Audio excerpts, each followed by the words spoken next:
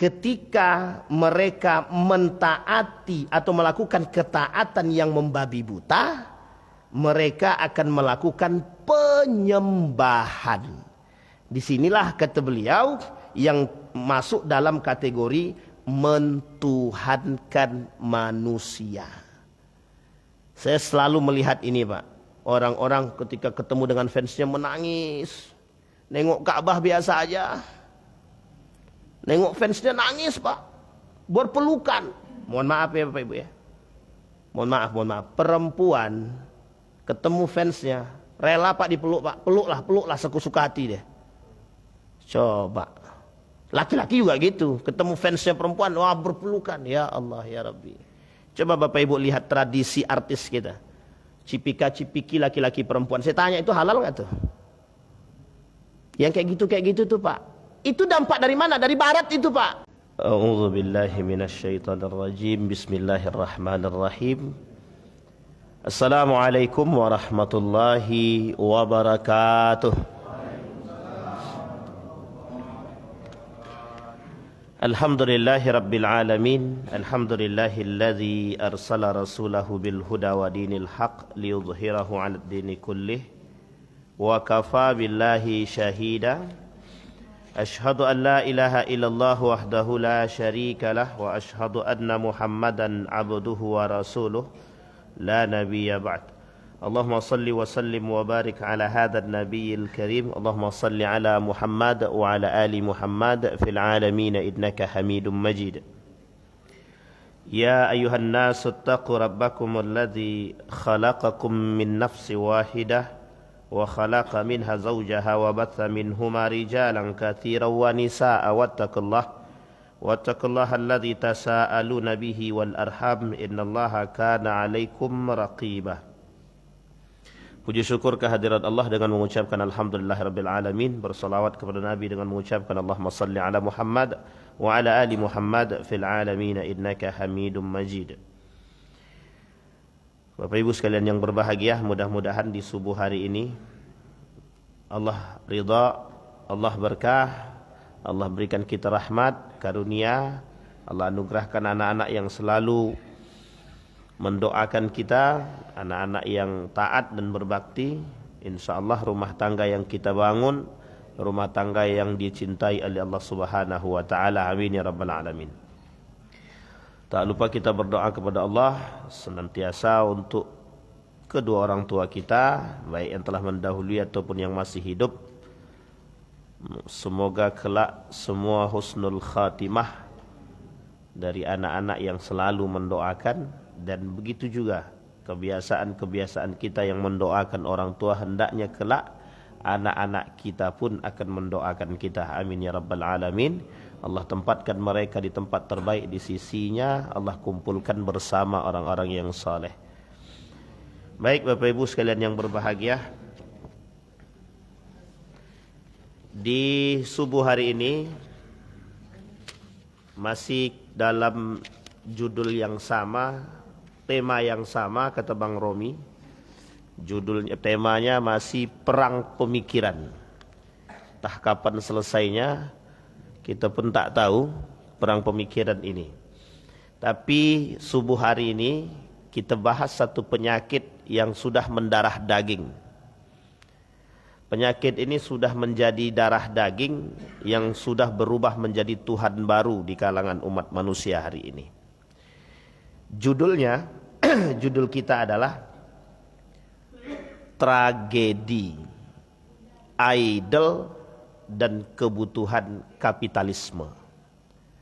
Judulnya sederhana, Tragedi Idol dan Kebutuhan Kapitalisme.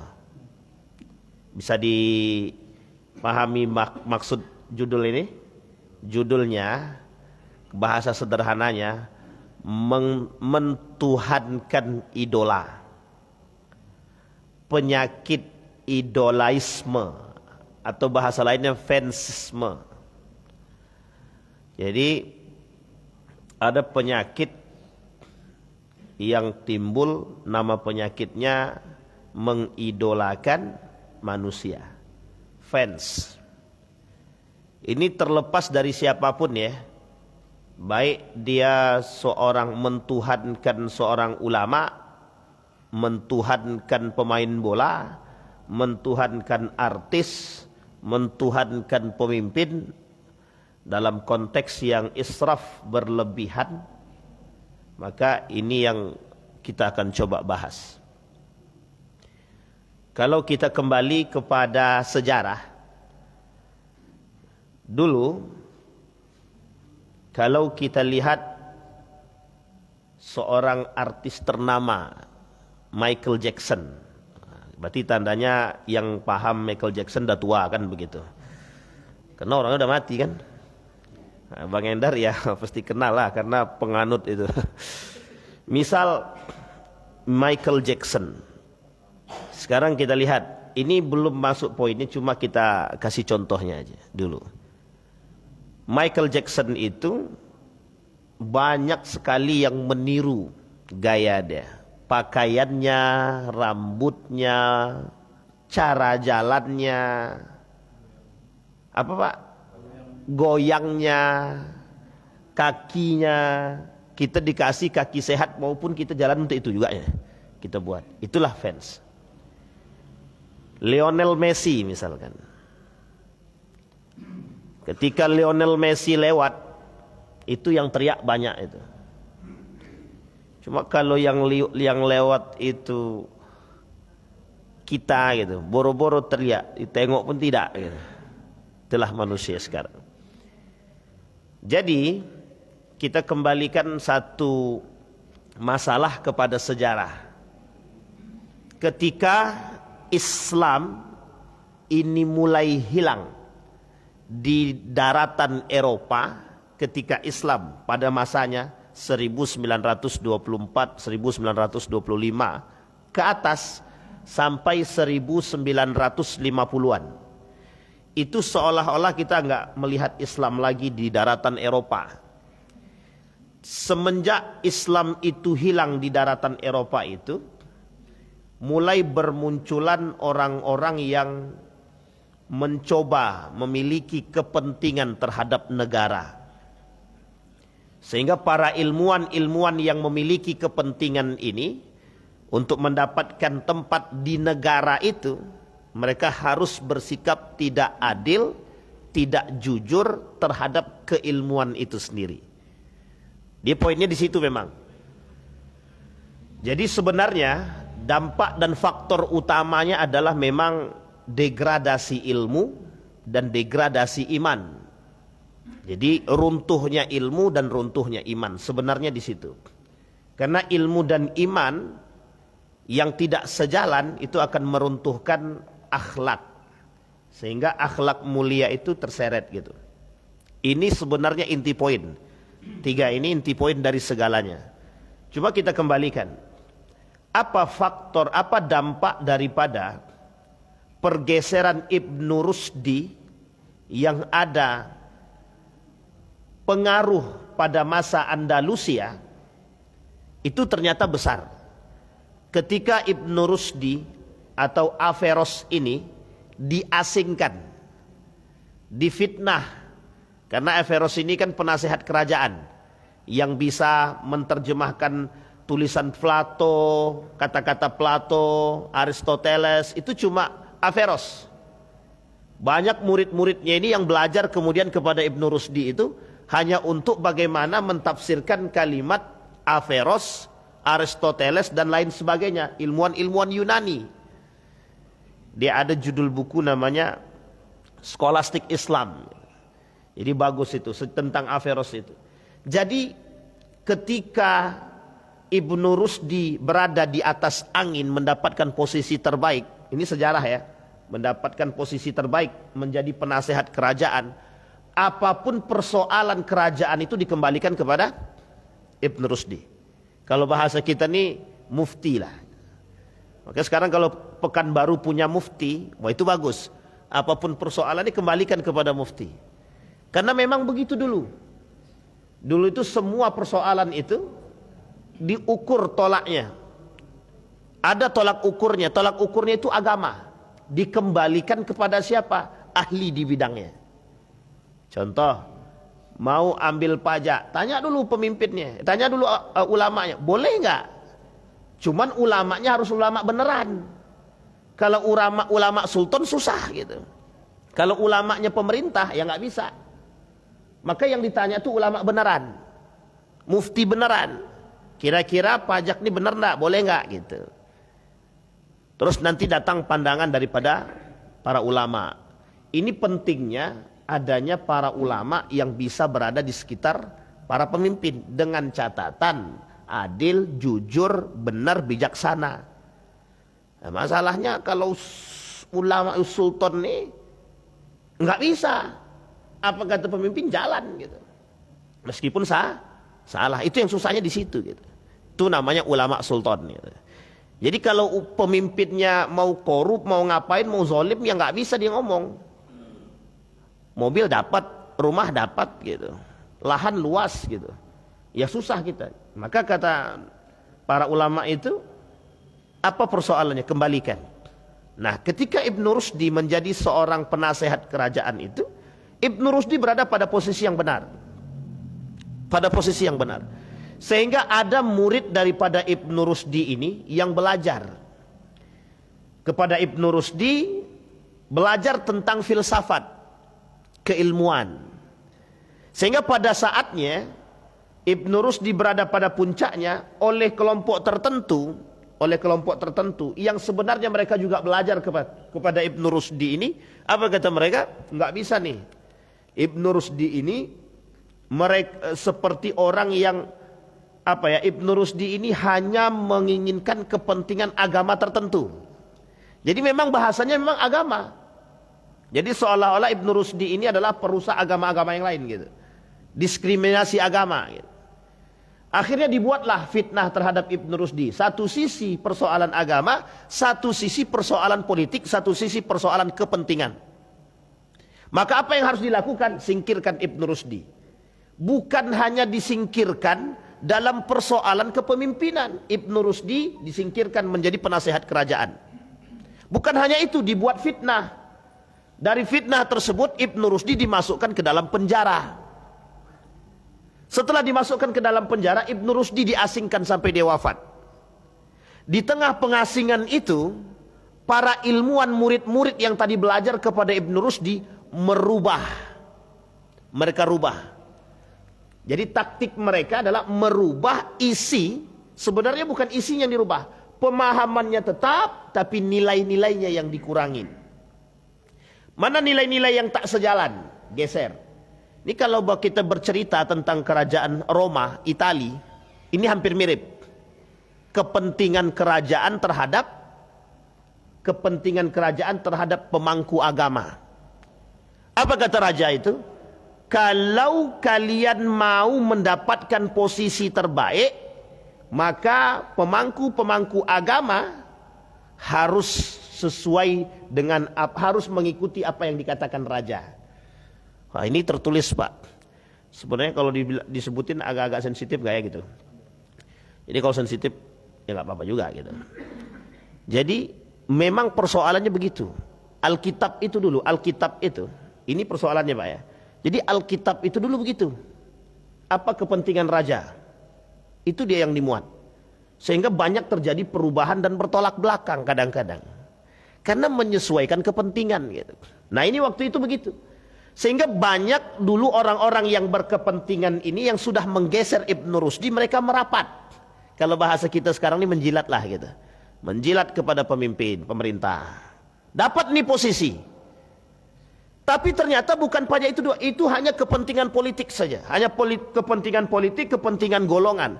Ternyata apa yang mereka lakukan kemudian hari, cara berpikir mereka ke depan. Yang kita rusak bukan itu. Yang kita harus ambil alih adalah bagaimana kita menjadi Ibnu Rusdi. Bukan Ibnu Rusdinya, tapi kita menjadi Ibnu Rusdi. Kata mereka. Apa maksudnya?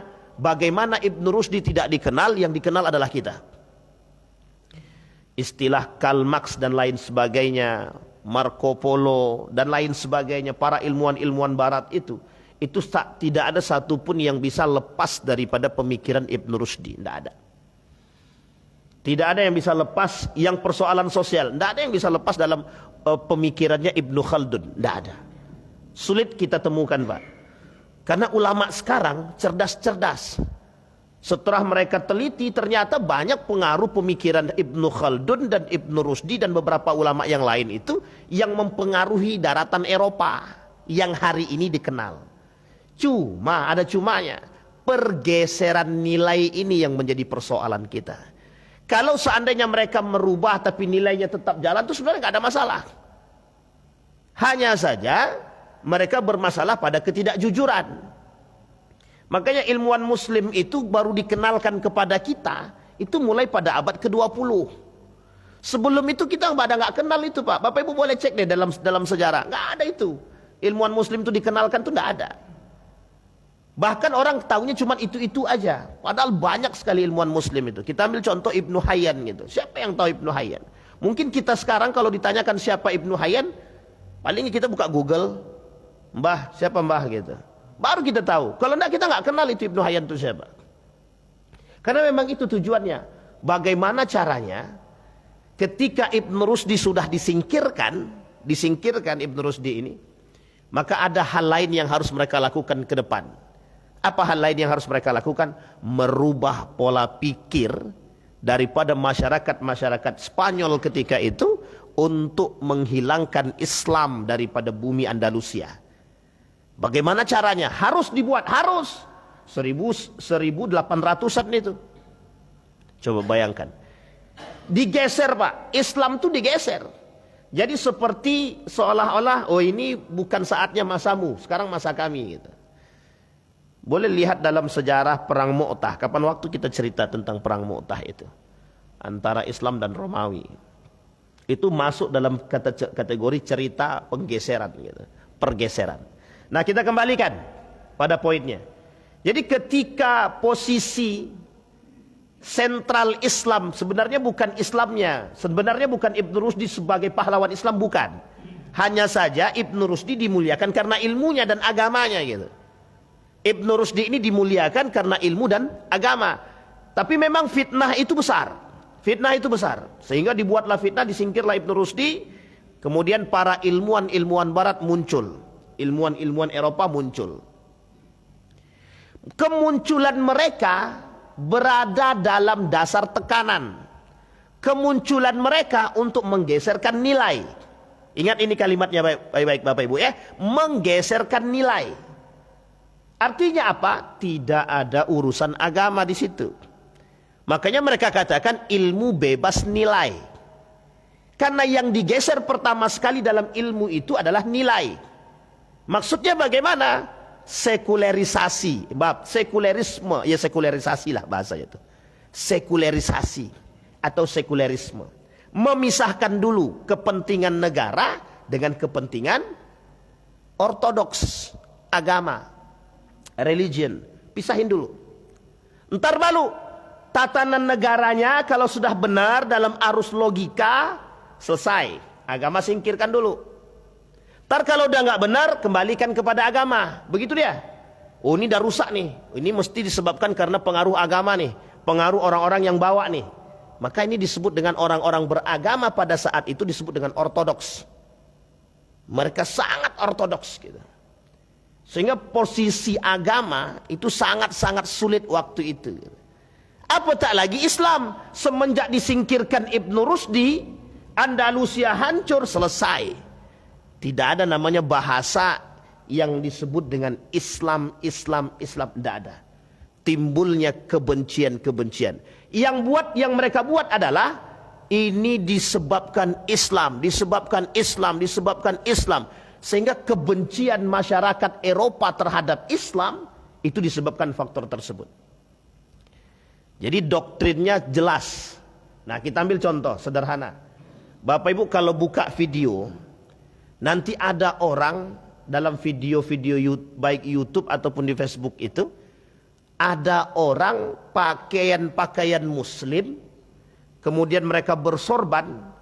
Di Eropa sekarang ini sedang dibuat kasus-kasus begitu untuk menjelekkan Islam itu. Dibuat pakaian muslim, pakai sorban. Masuk ke toko, lemparkan tas. Seolah-olah itu bom. Dilempar nih, orang lari. Keluar berhamburan tuh dari toko tersebut. Sebenarnya sederhana video itu menunjukkan kepada kita. Terorisme. Tapi terorisme, indikasi terorisme yang mereka lihatkan adalah cirinya muslim. Pakaiannya jubah, pakai surban. Ini sebenarnya strategi lama yang mereka buat untuk membenci Islam. Artinya ada oknum-oknum tertentu yang berada di dalam pura-pura menjadi seorang muslim, tapi dia buat kekerasan atas nama Islam. Inilah bahasa teroris itu. Jadi sebenarnya begitu, untuk merusak itu begitu dia. Sehingga rusak apa? Ini sudah lama, 1800-an itu pernah terjadi. Ketika penyingkiran Ibnu Rushdi begitu. Bagaimana caranya citra Islam harus buruk? Maka mereka harus bisa berada pada posisi tersebut. Maka dijelekkanlah Islam tersebut. Kebencian orang terhadap Islam pada masa itu sangat tinggi. Sampai pada tahun 1900-an, 1970 ke bawah. Itu bencinya bukan main terhadap Islam itu. Bencinya bukan main. Sampai nama saja, kalau namanya Muhammad geser. Maunya namanya siapa? Ya terserah, pokoknya jangan Muhammad, jangan nama-nama Islam. Nggak bisa Pak. Pakai nama Islam salah, pakai nama Muhammad salah, Ibrahim salah. Tapi pakai Abraham boleh. Pakai nama Yusuf salah, pakai nama Yosef boleh. Jadi harus sebegitunya mereka bencinya dengan Islam itu. Jadi ketika lihat orang muslim, karena apa? Dampak daripada doktrin sebelumnya Pak. 1800 mereka sudah bangun itu. Jadi frame terhadap kebencian Islam itu sudah mereka bangun 1800-an lebih. Semenjak Andalusia runtuh, habis. Bayangkan, ketika mereka ingin menghancurkan Islam. Nah kemudian Bapak Ibu sekalian yang berbahagia, ketika Turki Utsmani runtuh, 1924 itu, 25 itu, habis Islam habis. Inilah masa akhir daripada Islam itu terakhir, bahasa Islam itu terakhir. Kalau bahasa sejarahnya begitu. Tidak ada lagi yang disebut dengan Islam. Yang ada adalah Eropa. Maka Islam ketika itu identik dengan Timur Tengah atau Timur. Sementara Barat ketika itu identiknya adalah Eropa. Maka disebutlah pertarungan pertarungan Barat dan Timur. Nah, jadi bahasanya Barat versus Timur. Bahasa ini doktrin. Bahasa ini bahasa untuk merusak. Seolah-olah yang datang dari Timur Tengah itu rusak. Yang datang dari Timur Tengah rusak. Ini kental banget Pak. Ketika saya jadi mahasiswa, itu bahasa ini kental banget. Apa kata dosen saya itu? Jangan kau bawa-bawa jubah itu ke sini lagi. Gitu. Jangan kalian bawa-bawa Islam itu ke sini. Gitu. Sampai hanya dari pakaian sampai daripada pemikiran. Jadi kalau kita membahas Imam Al-Ghazali, Ibnu Rushdi, mereka nggak mau terima itu. Kata dosen-dosen filsafat saya itu, jangan yang kayak gitu dibahas. Kita bahas Immanuel Kant, Karl Marx, Joseph Schumpeter dan lain sebagainya. Wah, saya bilang, ya ini yang justru menghilangkan doktrin agama dari kita adalah orang-orang yang terjangkit penyakit tersebut. Geser. Akhirnya apa? Mahasiswa menikmati apa yang mereka baca. Seperti filsafat para ahli filsuf barat. Tapi mereka anti terhadap filsuf muslim. Makanya banyak yang kenal Karl Marx tapi nggak banyak yang kenal Nabi Muhammad secara baik. Banyak yang kenal, mahasiswa tuh banyak yang kenal Karl Marx secara baik ketimbang mereka mengenal Muhammad dengan baik. Sangat sedikit, apalagi yang HMI ya Bang. Nah, itu poin penting, rawat HMI kan. Karena kami waktu di HMI itu doktrinnya begitu. Baca buku nih, filsafatnya baca begitu.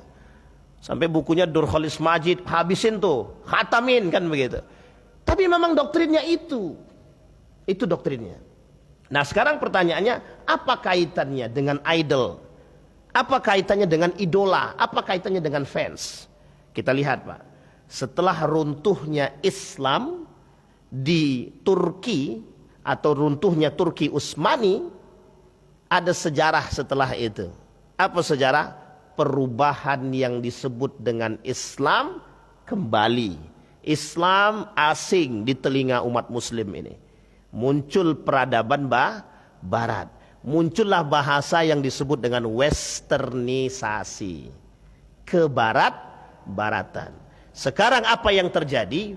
Para ilmuwan-ilmuwan barat dengan gaya berpikir yang bebas nilai tadi, mereka munculkan satu ideologi yang disebut dengan gerakan liberalisme. Artinya membuat mereka berpikir bebas, apapun yang mereka buat bebas. Mereka mau buat seperti apapun silahkan, tidak ada masalah. Yang penting kreatif, yang penting tidak ditekan, yang penting bebas. Berbuatlah, lakukan sesuka hati, asal itu baik. Masalahnya asal itu baik itu tidak punya standar. Baik itu tidak punya standar. Makanya kalau kita temukan ada anak berhubungan badan dengan orang tuanya, ada anak berpakaian terbuka, sekarang biasa memang. Ini saya ambil contoh.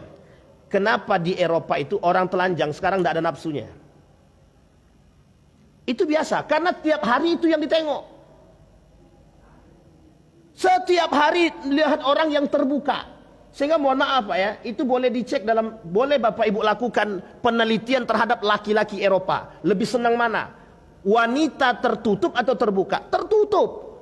Nggak suka dia wanita-wanita terbuka sekarang itu. Coba bayangkan. Tapi dampak daripada pemikiran sebelumnya Pak. Dampak dari itu. Akhirnya apa? Sesuatu itu terbiasa. Makanya kalau kita katakan orang Indonesia sekarang ikut Barat itu terlambat sebenarnya.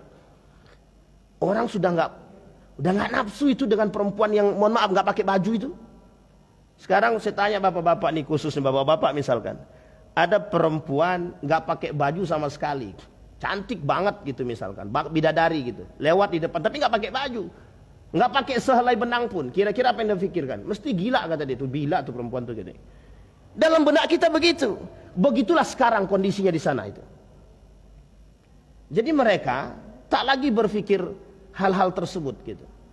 Sehingga memang pengaruh itu besar. Nah, ketika Barat menjadi penguasa, kalau bahasa lainnya itu ditambah dengan perubahan bahasa dan budaya itu, bergeserlah nilai-nilai budaya yang Islami tadi di sana. Muncullah yang disebut dengan westernisasi. Nah, westernisasi ini untuk membudayakan budaya Barat ini butuh figur. Maka dicarilah orang-orang yang bisa dijadikan figur. Apapun yang dibuat figur ini mesti bisa diikuti. Bagaimana caranya? Harus dibuat. Harus dibuat. Kalau bahasa kemarin itu, ada yang bilang begini, apa benar pacu jalur itu bisa mendunia gitu deh, melalui tariannya. Tapi ini sebenarnya bahasa sampingan ya, bahasa sampingan. Kata dia, mana mungkin, itu mesti kerjaannya adalah orang-orang yang rajin di bidang teknologi. Jadi bagaimana caranya ini bisa viral? Maka dimasukkanlah ke lembaga-lembaga tertentu yang bisa memviralkan secara masif, jual gitu. Oh gitu, bisa. Apalagi sekarang. Sekarang ini beli viewer bisa. Bisa ya Bang? Oh, berapa satu itu? 100.000 berapa? Serius lah nanya nih. Gitu. Misalkan YouTube, Bapak Ibu punya YouTube gitu. Pengen viral, cepat hari ini besok viral, bisa tuh. Beli dulu viewer. Cuma sebenarnya sederhana kalau begitu kata Nabi. Itu udah sampaikan Nabi dalam hadis itu. Kata Nabi, kencingkan sumur Zam-Zam itu. Kalau pengen terkenal, kencingkan sumur Zam-Zam. Fatu'raf kata dia, selesai itu. Kita tinggal kencingkan sumur Zam-Zam. Gak usah sumur Zam-Zam. Kasus Mekah, kasus di Mekah itu pada tahun 1900-an itu pernah terjadi. Dulu Ka'bah itu pernah masuk terorisme di dalam Ka'bah itu, di dalam Masjidil Haram itu. Diikat semua Pak, semua jamaah haji itu disandra itu. Heboh seheboh-hebohnya itu. Sangat heboh. Itu sebenarnya selesai itu. Makanya tinggal kencingkan sumur Zam-Zam, kencingkan Quran. Sekarang kan gitu. Ada orang joget di atas Quran, divideokan, viral gitu.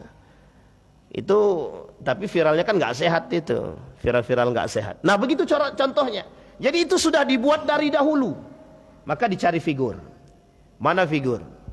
Orang-orang yang mengangkat doktrin bahwa agama merusak, doktrin bahwa agama membunuh, doktrin bahwa agama itu merubah doktrin bahwa agama itu adalah ortodoks, doktrin bahwa agama itu adalah sesuatu yang sangat keterbelakangan. Itulah doktrin yang mereka masukkan. Sehingga tidak lagi dibutuhkan agama. Kembalilah mereka kepada, nah yang menjadi sorotan adalah siapa yang cerdas secara berfikirnya. Sehingga ketika itu Bapak Ibu, setiap orang yang punya ide cemerlang, meskipun bertolak belakang dari nilai agama, itulah yang menjadi poin utamanya, figurnya itu. Sehingga figur-figur di sana, mohon maaf Bapak Ibu boleh lihat ya karakter orang barat itu, siapapun dia. Kalau sudah terkenal itu, itu mereka kalau udah cinta tuh mati-matian gitu. Kalau ada mati-matian tuh, tanda tangan itu berharga banget, itu bernilai banget itu. Bapak Ibu boleh lihat ya jersey, baju bola. Itu kalau sudah ada tanda tangannya Cristiano Ronaldo, kira-kira jualnya berapa? 200.000 atau 50.000? Salah Bu, bisa sampai puluhan juta satu baju. Koyak sekalipun, yang penting ada tanda tangan Cristiano Ronaldo, berlaku itu. Bayangkan itu, sebegitunya. Akhirnya apa? Nalar tidak sehat ini muncul. Nalar tidak sehat. Dari kapan? Dari memfigurkan. Akhirnya apa? Orang yang difigurkan ini, orang yang diidolakan ini, apapun yang dia buat meskipun tidak sehat berlaku. Apapun yang dia buat mesti, sekalipun yang dia buat ini nggak benar, mesti berlaku. Misal dia jual baju tapi koyak-koyak gitu. Baju yang dia buat untuk kain pel aja itu berharga. Ini meskipun kain pelnya Cristiano Ronaldo ini, misal, itu berlaku. Nah pada saat itu figur yang bisa terkenal, yang sangat terkenal pada masa kami lah, itu yang disebut dengan Michael Jackson itu tadi. Pertanyaan saya, muslimkah dia? Ada isunya Michael Jackson masuk Islam, itu bullshit, itu hoax semua itu. Jackie Chan masuk Islam kata dia. Ya itu nggak tahu lah, pokoknya cerita di balik itulah. Tapi ketika Michael Jackson itu, penyakit Michael Jackson inilah yang pertama sekali, yang paling banyak membawa dan merubah wajah dunia. Coba bayangkan itu, westernisa, berhasil mereka buat itu. Padahal kalau kita runut kesalahan dalam pribadi beliau itu ya, operasi plastik, operasi wajah, pokoknya apapun yang dibuat hanya untuk tampil menawan. Umat muslim banyak yang mengidolakan beliau, banyak sekali, sampai mati pun dia masih banyak yang mengidolakan. Coba bayangkan. Cuman kita bingung itu idolanya benar apa nggak benar gitu kan. Maka seorang doktor bernama Adian Husaini menuliskan Tragedi Idol dan Kebutuhan Kapitalisme. Nah, ini poin pentingnya nanti di situ. Sehingga Bapak Ibu sekalian yang berbahagia, kata Dr. Adian Husaini itu, kita sekarang ini yang sulit untuk kita hapus adalah persoalan idol ini. Karena persoalan pengidolaan manusia ini sudah masuk dalam kategori hamiyatun, fanatisme. Fanatisme. Kita ambil contoh. Anggap satu orang figur yang difigurkan, misal orang Indonesia lah gitu, kita contoh yang difigurkan itu Agnes Monica misalkan. Coba ada Bapak Ibu yang mencaci maki Agnes Monica itu, habis itu Bapak Ibu satu orang yang mencaci maki Bapak Ibu jadi berapa? Ratusan ribu. Jadi bisa tenar langsung ibu itu, Bapak Ibu itu, hanya karena mencaci maki figur mereka. Jadi kalau kita menjelekkan dia, itu habis kita Pak. Habis kita yang dicaci maki. Artinya yang dikhawatirkan oleh para ulama itu, apakah model idola seperti ini dibenarkan atau sudah masuk dalam kategori mentuhankan. Mentuhankan. Nah yang dikhawatirkan itu mentuhankan manusia. Maka selalu kita katakan syirik modern itu yang paling berbahaya adalah ketika mereka menyembah manusia. Coba bayangkan. Nah, Bapak Ibu sekalian yang berbahagia, para figur-figur barat itu bagaimana caranya masuk mereka ke sini? Jadi westernisasi westernisasi itu, budaya barat itu, bagaimana caranya budaya barat itu masuk ke Indonesia? Melalui public figure. Apa public figurnya? Artis. Makanya artis pakaiannya seksi, diikutin karena banyak fansnya gitu. Jadi mereka jualan apapun, enak nggak enak belakangan, karena ada fansnya gitu. Bapak ibu nggak terkenal, buat seenak apapun, ya kalau nggak terkenal ya lambat gitu. Tapi coba bapak ibu buat makanan, setelah buat makanan, kemudian pasang fotonya artis ternama begitu. Besok ramai yang datang, oh ini punya itu gitu. Coba bayangkan. Nah begitulah kondisi kita. Nah sekarang yang ingin kita luruskan adalah, penyakit idol ini adalah penyakit yang sangat berbahaya. Baik itu bagi kita ataupun bagi generasi. Yang menjadi persoalan kita adalah kita sedang melawan konsep ini, kita sedang melawan praktek ini. Yang kita lawan bukan mereka, tapi yang kita lawan adalah generasi kita sendiri.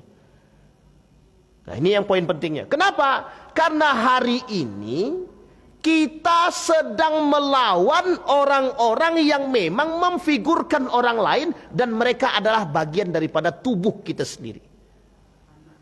Anak kita sendiri. Buka TV, yang dibuka siapa? Anak kecil umur 4 tahun bisa kenal Cristiano Ronaldo. Ketemu tidak, main bola nggak pernah, lihat bola nggak pernah, tiba-tiba nonton TV kenal Cristiano Ronaldo. Coba bayangkan. Nah ini dampaknya. Nah sekarang pertanyaannya, dari hasil tersebarnya westernisasi ini dan figurisasi atau idolaisme ini, apa dampaknya terhadap Islam? Hilangnya figur-figur umat Islam, hilangnya figur Nabi, hilangnya figur para ilmuwan Muslim.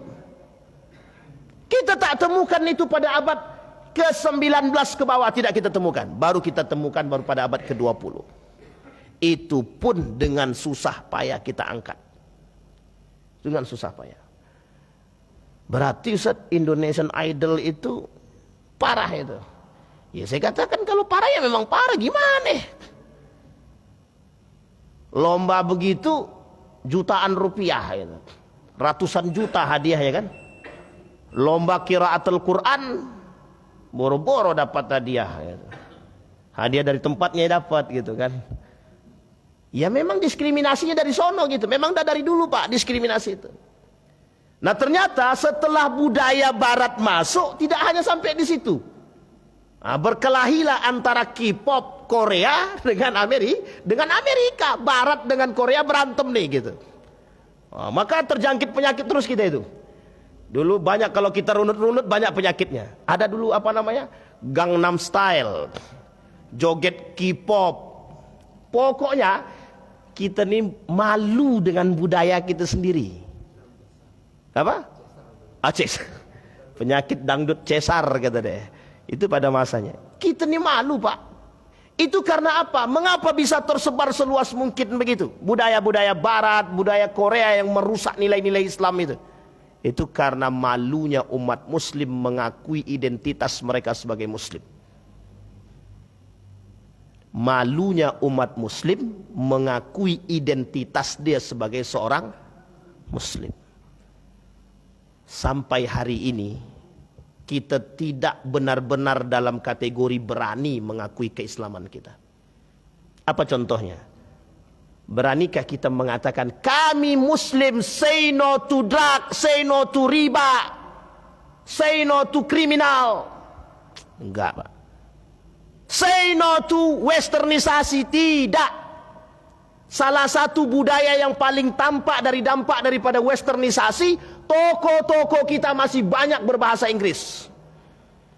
Karena apa? Karena kita mengatakan kami pengen gaul, bahasanya agak bagus dikit, bahasa Inggris. Bapak Ibu, bahasa Inggris itu datang belakangan. Bahasa yang pertama di dunia ini bahasa Arab. Yang kedua bahasa Melayu. Bukan bahasa Inggris dan bukan bahasa Indonesia. Bahasa Indonesia datang belakangan, bahasa Inggris datang belakangan. Makanya dulu Pak, kita belajar namanya bahasa Melayu itu. Sekarang mencari anak yang ngerti bahasa Melayu aja susah. Suruh baca Arab Melayu, sulit Pak. Tapi suruh baca bahasa Inggris, oke, dari kecil memang dilatih begitu dia. Makanya kembali kita poinkan itu. Ini kita pengen kembalikan nilai ini Pak, kita pengen kembalikan biar kita nih sadar gitu. Kita nih tidak sadar kalau kita sedang dijajah gitu. Nah kembali Pak ya. Nah sekarang kembalikan kepada tragedi idol tadi. Tragedi idol. Nah kekaguman, pemujaan itu berujung pada ketaatan yang membabi buta. Bisa digarisbawahi.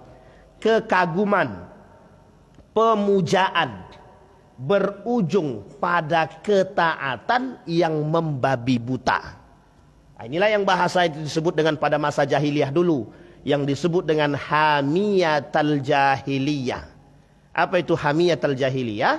Arti hamiyatul jahiliyah itu adalah fanatisme yang membabi buta, fanatisme yang tidak benar, fanatisme yang tidak dibenarkan oleh agama. Dan jahiliyah melakukan itu. Dulu jahiliyah juga begitu.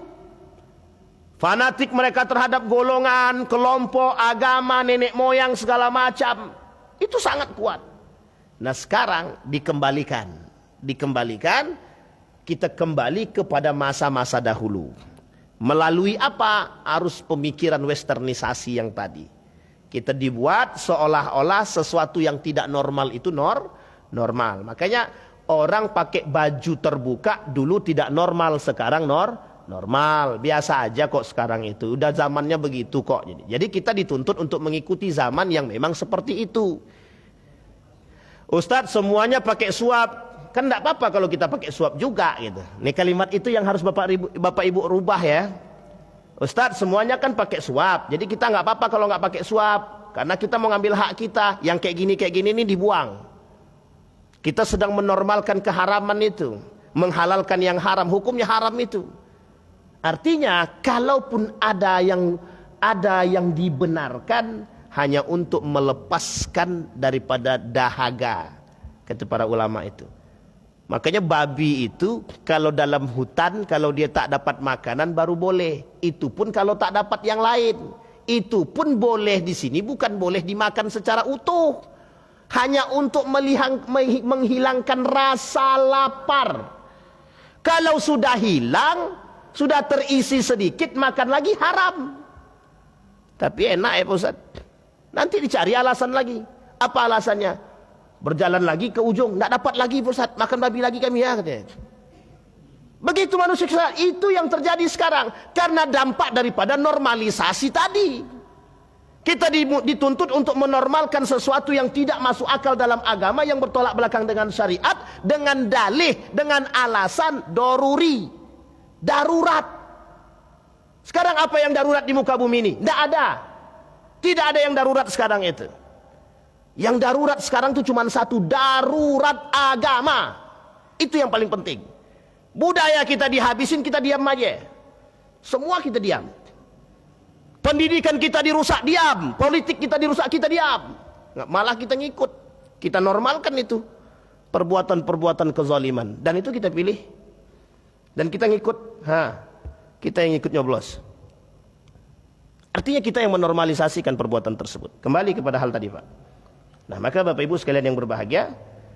Poin kita di situ. Nah ketika mereka mentaati atau melakukan ketaatan yang membabi buta, mereka akan melakukan penyembahan. Disinilah kata beliau yang masuk dalam kategori mentuhankan manusia. Saya selalu melihat ini Pak. Orang-orang ketika ketemu dengan fansnya menangis. Nengok Ka'bah biasa aja. Nengok fansnya nangis Pak. Berpelukan. Mohon maaf ya Bapak Ibu ya. Mohon maaf. Perempuan ketemu fansnya. Rela Pak dipeluk Pak. Peluklah sesuka hati deh. Coba. Laki-laki juga gitu. Ketemu fansnya perempuan. Wah berpelukan. Ya Allah ya Rabbi. Coba Bapak Ibu lihat tradisi artis kita. Cipika-cipiki laki-laki perempuan. Saya tanya itu halal nggak tuh? Yang kayak gitu tuh Pak.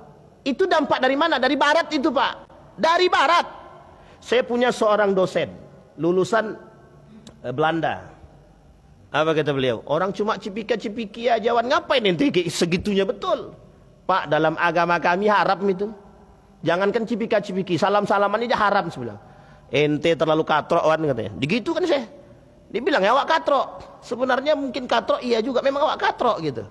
Cuma karena katroknya awak memang tidak mau melakukan perbuatan tersebut. Bukan kita tak tahu. Mereka ingin bawa itu.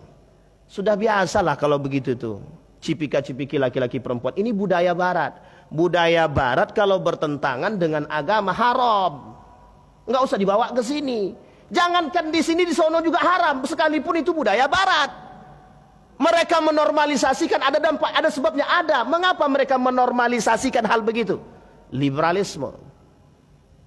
Jadi dari gaya berpikir mereka yang biasa tadi, akhirnya mereka paksakan itu Pak untuk biasa. Dipaksakan untuk biasa.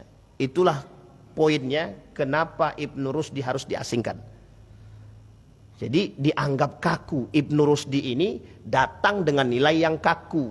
Sehingga ketika orang-orang yang berpikir kreatif seperti ini dianggap orang yang pahlawan. Makanya pada saat gaya sekulerisme ini sampai ke Indonesia, itu Nurholis Majid dianggap pahlawan itu. Betul ya Bang Endar ya? Yang tua-tua pasti tahu karena seumuran kan gitu. Mereka dianggap pahlawan, pembela. Yang membela toleransi, yang membela hak asasi dan lain sebagainya. Tapi mereka lupa membela hak agama. Yang mereka lupa adalah membela hak agama. Baik. Sekarang dari tragedi idol dan kebutuhan kapitalisme. Sekarang perhatikan baik-baik. Kita ambil logika sederhana. Logika sederhana saja. Misal, kita ambil contoh Bang Endar pengusaha sawit. Dia cari figur yang ternama. Yang ternama. Siapa figurnya misalkan? Anggap saja Michael Jackson. Berhasil bangun kontrak dengan Michael Jackson. Kata Bang, pokoknya kau ku kontrak selama setahun ini. Selama setahun ini kau pokoknya silahkan sebarkan. Apa yang bisa kau sebarkan? Sawit-sawit aku. Termasuk pupuk-pupuk sawit aku. Kontrak setahun kita bayar 2 miliar. Misal, contoh nih contoh. Ini kapitalisme nih, bermain kapitalisme. Ini masih dalam promosi barang. Untuk jual beli, silahkan. Tapi ada yang lebih berbahaya. Lo pokoknya promosikan budaya barat nih. Nggak usah pakai celana, pakai kolor aja. Kalau dalam setahun lu punya banyak peminat, kita buat baru. Apa yang kita buat sekarang? Yang kita buat celana koyak-koyak. Bagaimana celana koyak-koyak ini bisa tenar seantera dunia ini? Benar Pak. Saya pernah lihat itu. Celana jeans mereknya kita tahu. Itu robek. Masuk dalam Amazon. La ilaha illallah. Harganya 250 juta. Di sini jadi kain pel. Tapi yang beli banyak. Itu dijual tuh. Jadi kalau saya punya kawan itu. Dia datang ketika siapa yang datang ke Indonesia itu ya? Lionel Messi atau siapa begitu. Datang ke Indonesia. Dapat Pak dia Pak. Dia juga kebetulan jualan jersey. Dapat dia tanda tangan itu. Entah Lionel Messi atau siapa itu. Dapat dia. Ditengokkannya. Itu mahasiswa sama kayak kita. Satu kelas itu. Ditengokkannya. Wan. Berapa kira-kira kami jual katanya. Berapa dijual Pak? 850 juta. Baju itu doang. Padahal baju itu sama aja kan. Cuma mahalnya tanda tangan itu. Padahal tiket pesawat nggak nyampe itu bolak-balik itu. Bolak-balik nggak nyampe 800 juta itu. Paham maksudnya kapitalisme di sini, paham Bapak Ibu ya? Kita sedang dibuat begitu sekarang. Dengan figur-figur tertentu, idola-idola tertentu untuk meraup keuntungan. Maka salah satu program yang mereka buat untuk meraup keuntungan itu menjual tubuh wanita. Miss Universe itu penjualan tubuh wanita namanya. Ustadz ini memang ngomongnya gitu-gitu doang. Ya memang begitu, gimana kata guru saya sih. Iya Pak ya. Bisa dipahami Bapak Ibu ya.